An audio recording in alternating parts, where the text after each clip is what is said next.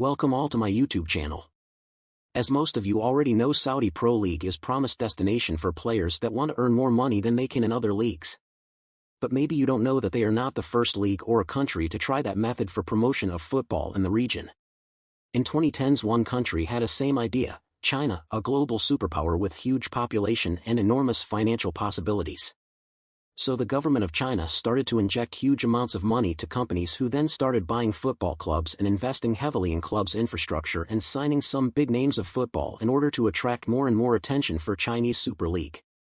At first they only started by signing well-known names like Marcelo Lippi, Sven-Goran Eriksson, Fabio Cannavaro, Luis Felipe Scolari and others. After that they started to sign some more and more famous players like Demba Ba, Tevez, Tim Cahill and Asamoah Gyan. But everything exploded when they started to pay some serious money for transfers like €50 million to Shakhtar Donetsk for Alex Teixeira or €55.8 million to Zenit for the Brazilian star Hulk. Next transfer window, Shanghai SIPG shocked the world by signing Oscar from Chelsea for a record fee of €60 million. And in just a few years everything was set for a next world superpower in football, or maybe not. Well, things started to fall apart when Chinese Football Association or CFA announced strict rules that forced clubs to reduce the number of foreign players on the pitch, with only 3 foreign players allowed to feature in one game, while each 18-man squad list would have to contain at least 2 Chinese players under the age of 23. This move was designed to give Chinese players more regular football and improve the national team's prospects. And next year the limit was lowered even more from 5 foreign players to just 2.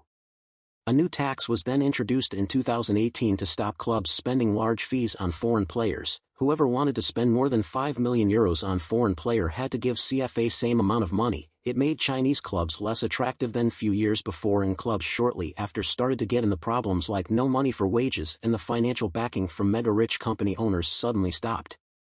And then in the 2020 the world was almost destroyed by one guy eating a raw bat.